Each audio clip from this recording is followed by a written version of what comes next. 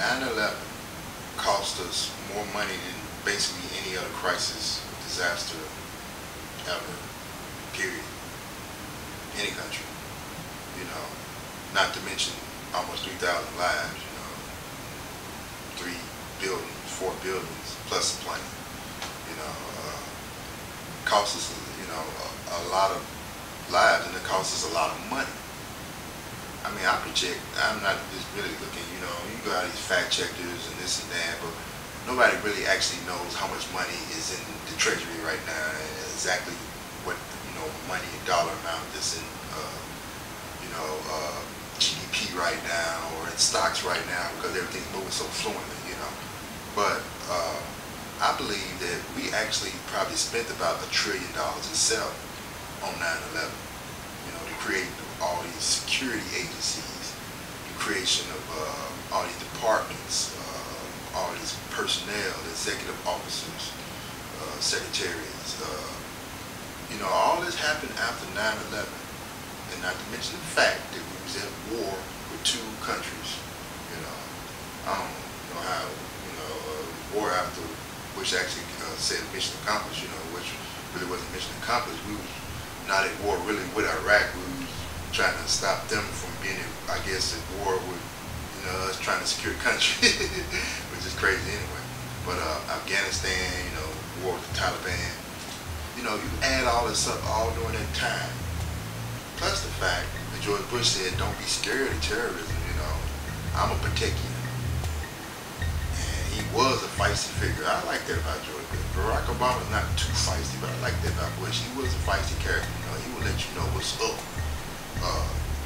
You know, he actually made Americans feel more secure, so, you know, that perception and all that, and the fact he said, don't worry, just keep spending, keep having fun, you know, let's keep having fun, don't worry about this war, we got this in check, we got these 2 wars in check, you know.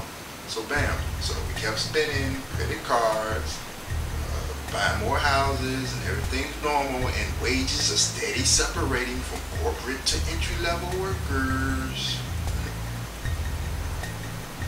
Bam, now we hit a financial crisis. And now we're in a big deficit. That's 2008. Going into 2009. Barack Obama being elected. What would Mitt Romney have done differently? Make corporations go higher? Keep saying that, oh, the 12 million more people in poverty, and poverty went up, especially for blacks, and this, you don't see him around blacks, so how is he supposed to be, you know, knowing what black people are going through? Except for the ones you saw in the convention. That's my bad. He had like, what, 2 or 3 people that actually, you know, kind of made camera face for the convention. But you know, not to get on that subject too deep, I mean, he don't really try to help blacks, Mexicans, anybody that's poor, minority, that's struggling. You don't see him around those people anyway. You only see him around fundraisers saying 47%. You're not going to see him around 47% saying 47%. You know, so what's up with that? Why don't anybody ask about that? You know, you're not going to really actually help us. And even if the deficit tripled or quadrupled to 30 trillion, it won't matter for rich people like himself, his family, all the other capital ventures, you know, all the other people got money. It won't matter for them, you know, they'll just go somewhere safe, you know.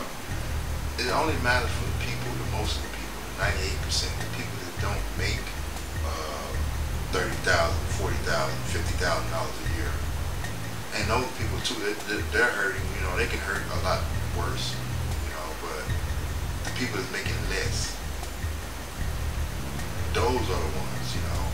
And now I gotta admit, I gotta go and put this out, I gotta admit that there are some lazy people out there at that bottom poverty level, you know, people that don't want to go to work, they'd rather get over on something. There are some people like that, and we can do something about that, you know. But there are some actual people that don't make enough money, entry-level people. And I know people like 2 jobs. So He gonna create 12 million jobs. What? He gonna create 6 million jobs actually by creating 2 jobs per person. You know, because the simple fact is you got people with 2 and 3 jobs that's not making enough money. Now you got people that don't have jobs, or they just don't make enough money in a part-time, temporary setting or something like that. You know, they just don't make enough money anyway. How are you actually going to help these people? How? You're not going to actually bring all these jobs. You're not going to actually make America back up to where it's supposed to be as far as financially. You're not going to do all those things. You know, you're just saying this stuff to get elected. You're a good salesman. And he's a good debater. I got to admit, Barack Obama is not as good debater. He's a very good debater. At this point right now, we're at the second debate. It just happened yesterday. You know, and I had to put out this super PAC just to let you know, to make sure you vote for the right person, you know, because this guy's a good salesman, you know. But so is a good salesman talking about his cars versus somebody else's cars. Oh, our cars back up, you know, their cars don't do that, you know. And our cars is this and that and all that. And plus our cars got super tax power. Oh, well, let me see your super tax code power. Oh, well, I got to get elected first before, you know, this is Mitt Romney, right? He has to get elected to show everything. He didn't even want to show his own taxes, you know. He's got to, you know, keep selling us this just so he can get in office to do that agenda that I was talking about. And it would happen if, you know, we're dumb enough to elect him. Yeah, dumb enough to elect him. You know, so we need to make sure we get out there, vote for Barack Obama. And don't vote for this guy who talks about jobs and helping poor people, because I know about poor people.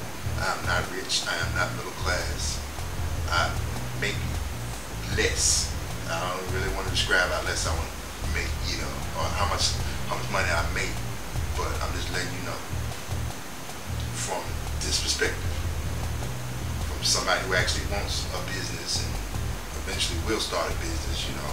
My super PAC.